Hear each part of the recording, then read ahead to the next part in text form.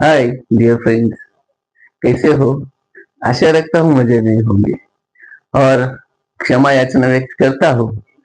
ये वीडियो जो है स्कूल में 15 अगस्त, जन्माष्टमी एक साथ आने के कारण थोड़ा विलम्ब हो रहा है इस वीडियो बनाने में। नो नो प्रॉब्लम, मगर पढ़ाई पूरी होगी, कोई दिक्कत नहीं है। तो लास्ट जो वीडियो हमने देखा था उसमें हम simple present tense, simple past tense और सिंपल फ्यूचर टेंस के बारे में हमने जानकारी हासिल की थी। आज की वीडियो में हम कंटिन्यूस प्रेजेंट टेंस, जिसे अपूर्ण वर्तमान काल ऐसे कहते हैं। जैसे अपूर्ण वर्तमान काल पूरा हो जाएगा उसके बाद में हम अपूर्ण भूतकाल सीखेंगे, जिसे कंटिन्यूस पास्ट टेंस कहते हैं।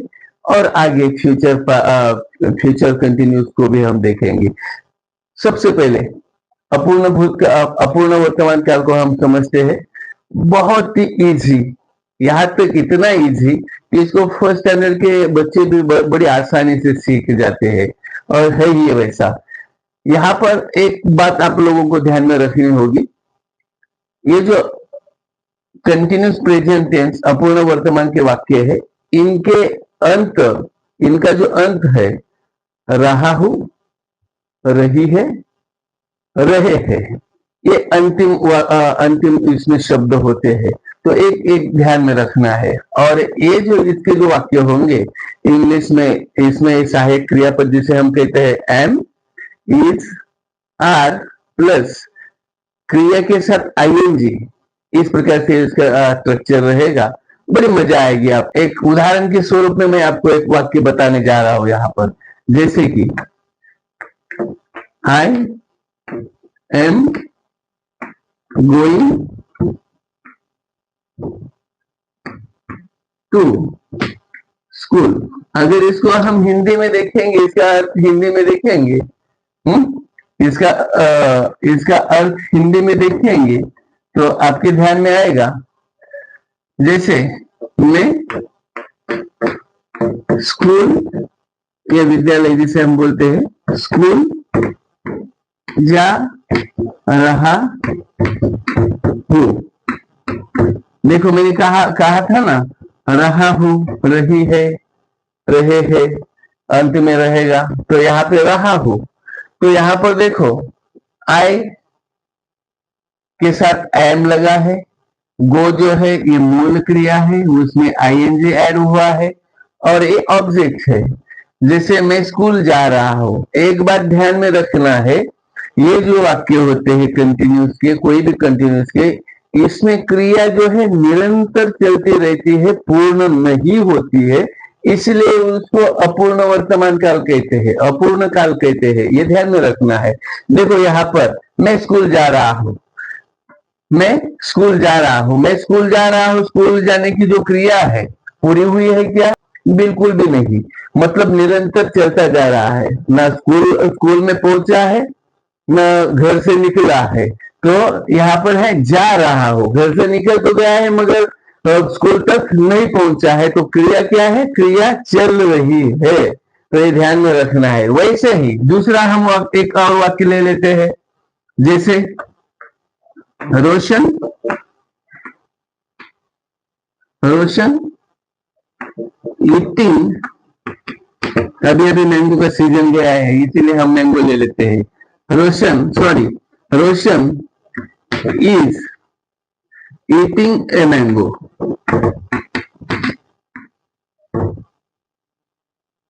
Eating a mango. देखो इसको हम हिंदी में, इसका अर्थ होगा कि रोशन आम खा रहा है। रोशन आम खा रहा है। देखो यहाँ पे रोशन इज ईटिंग अ मैंगो, रोशन के साथ मैंने आपको बोला था एम इज आर रहेगा। तो यहाँ पर रोशन है, रोशन के साथ इज आया और ये मूल क्रिया है ईट, इसमें आईएनजी आ गया और ये जो है ये ऑब्जेक्ट है। तो इसी के स्थान पर आपके ध्यान में आया होगा रोशन आम खा रहा है। देखो ये खाया नहीं, खाएगा नहीं, तो खाने की जो क्रिया है वो निरंतर चल रही है, तो इसी के आधार पर इसका एक सूत्र बनेगा, फॉर्मूला वो इस प्रकार से रहेगा। तो कैसे क्या रहेगा? S plus am is are plus V1 plus ING plus object. देखो सूत्र भले थोड़ा थोड़ा दिखने में बड़ा लगता है मगर बड़ा आसान है।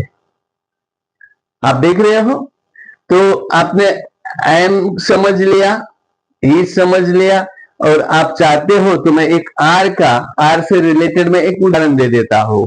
जैसे वी आर प्लेइंग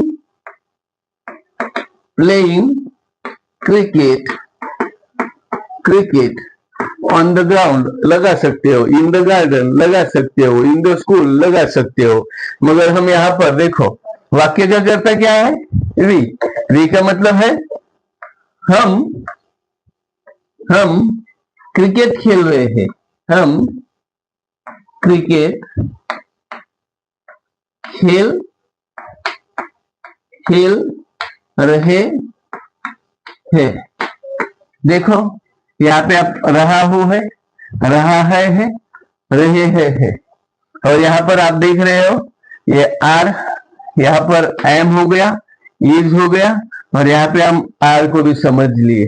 तो मेरे ख्याल से आपकी जरूर ध्यान में आया ही होगा, बहुत सिंपल है। और आप देख रहे होंगे जाने की क्रिया अधूरी, खाने की क्रिया अधूरी, खेलने की क्रिया अधूरी। मतलब ये जो यहाँ पर आप क्रिया देख रहे हैं ये क्या हो रहा है? ये निरंतर चल रही है। निरंतर चलने के कारण वो कौन से काल में चल रही है? प्रेजेंट में। अब वो किससे साबित होता है? एम इज आर से। एम इज आर से पता चलता है कि खेल रहा है, खेल रहे हैं, खा रहा है और जा रहा है। तो आपके ध्यान में आ गया? अगर इसमें आप लोगों को कुछ भी डाउट है तो आप मुझे क्लियरली पूछ सकते हो, और आशा रखता हूं कि आपके जरूर ध्यान में आया होगा। बहुत ही सिंपल है और आप इसी प्रकार से बने रहिए, और अगर ध्यान में नहीं आए तो पूछे रहिए। अगर ध्यान में आया तो जरूर चैनल को सब्सक्राइब करें, लाइक करें, शेयर करें। धन्यवाद दोस्तों, आपने ये जरूर पढ़ लिया होगा और आपके बिल्कुल ध्यान में भी आया होगा। ये सब अफर्मेटिव सेंटेंस में आती है, और इसका इंटरोगेटिव अगर हम करेंगे तो देखते हैं इसका इंटरोगेटिव कितना सिंपल रहेगा और आपको मजा आएगी।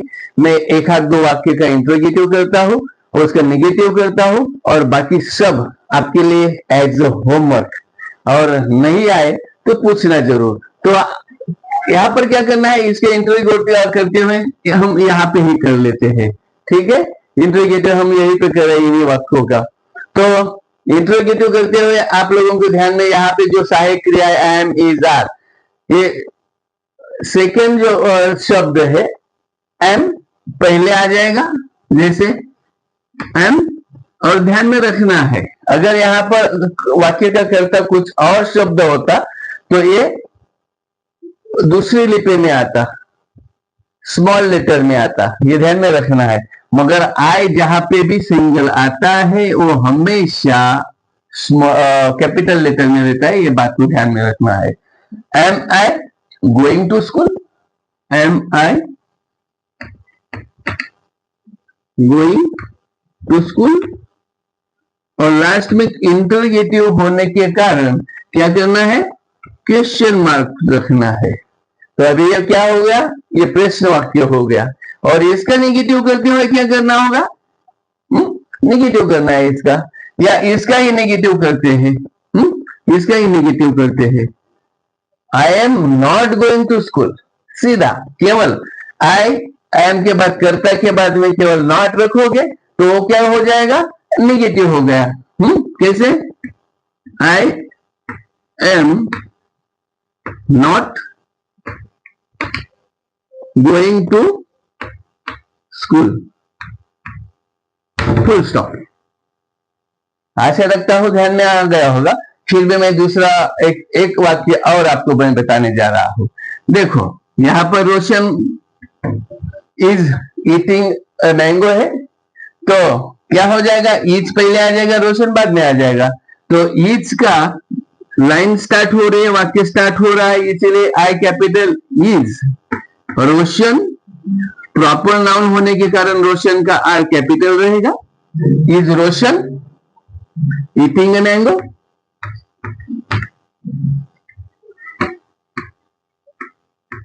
लास्ट में क्या रखोगे, क्वेश्चन मार्क। आसान है ना, आसान है ना। और देखो इसी का हम अभी क्या करेंगे, निगेटिव, नकारात्मक जिसे कहते हैं। ठीक है, क्या आएगा, Roshan is not eating a mango, right now. Roshan is not eating a mango. Last में full stop. Are you understand everybody? Then this is for you.